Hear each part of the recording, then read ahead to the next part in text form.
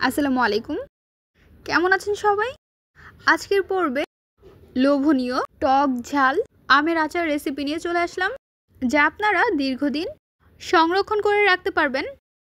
এই আচারটি দেখেই যেন জিভে জল চলে আসে। খেতে এক কথায় অসাধারণ। চলুন দেখে নেওয়া যাক। বিসমিল্লাহির রহমানির রহিম। নিয়ে নিচ্ছি জিরা, মিঠা হজ, ধনিয়া হজ, পাঁচফোড়ন দিয়ে দেওয়ার পর এর মধ্যে আমরা অ্যাড করে নেব কালো সরিষা এবং হলুদ সরিষা। দুই প্রকারের সরিষা আমরা নিয়ে নিয়েছি। এইগুলো উপকরণ মাস্ট লাগবেই। এইদিকে আমরা নিয়ে নিয়েছি কাঁচামরিচ, সঙ্গে নিয়েছি রসুনের ফালি, আদা, আমের খোসা ছাড়িয়ে নিয়েছি। এখন একটি গ্রেটারের সাহায্যে আমগুলো আমরা গ্রেট করে নিয়েছি।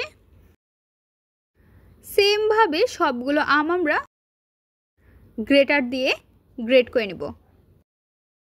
আপনারা চাইলে আমগুলো কুচি কুচি করে কেটে নিতে পারেন। সবগুলো আম গ্রেট করা হয়ে গিয়েছে। শুকনো উপকরণটি আমরা একটি কড়াইয়ের মধ্যে ভেজে নেব। ভেজে নিয়ে নেওয়ার সময় লো ফ্লেম করে ভেজে নিতে হবে। প্রথমে আমরা পাঁচফোড়ন, জিরা, ধনিয়া হজ, মিঠা হজ ভেজে নিয়েছি। তারপর আমরা সরিষা দিয়ে দিয়েছি। যখন সুন্দর একটি স্মেল চলে আসবে তখন আমরা নামিয়ে নেব। রসুনের ফালি এবং আদা মেশিনের মধ্যে দিয়ে একদম কুচি কুচি করে কেটে নেব। খুবই অসাধারণ একটা জিনিস। এইটা আমরা বাণিজ্য মেলা থেকে কিনেছি। সবগুলো আইটেমের মধ্যে এটাই বেস্ট ছিল। দেখতে পাচ্ছেন একদম কুচি কুচি করা হয়ে গিয়েছে।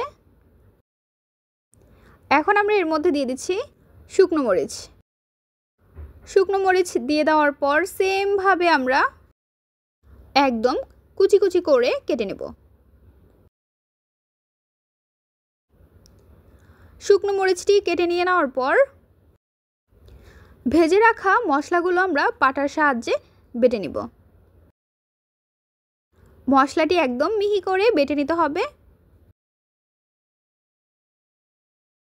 চুলায় বসিয়ে দিচ্ছি একটি কড়াইয়ের মধ্যে দিয়ে দিচ্ছি সরিষার তেল। তেলটি একটু গরম করে এর মধ্যে আমরা রসুন এবং আদা কুচি দিয়ে দিয়েছি। শুকনো উপকরণ অ্যাড করে নিয়েছি।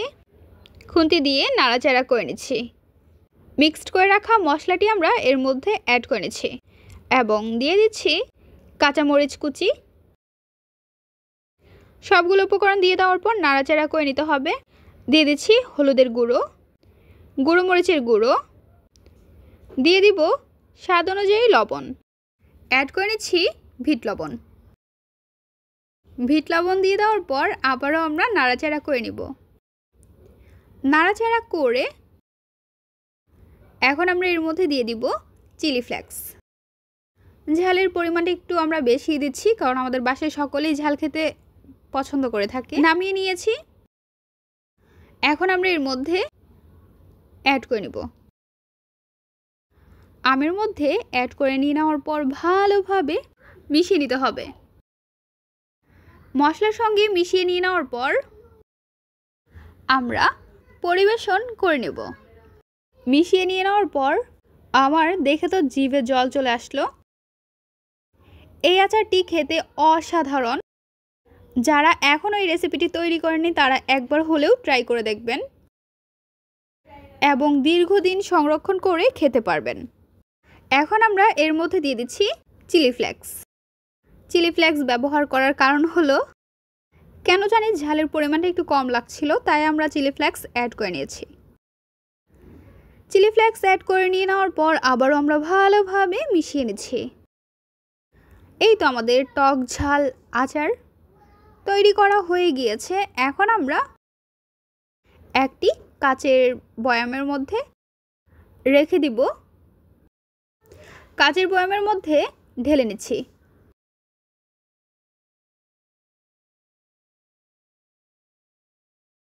তৈরি হয়ে গেল মজাদার টক ঝাল আমের আচার রেসিপি।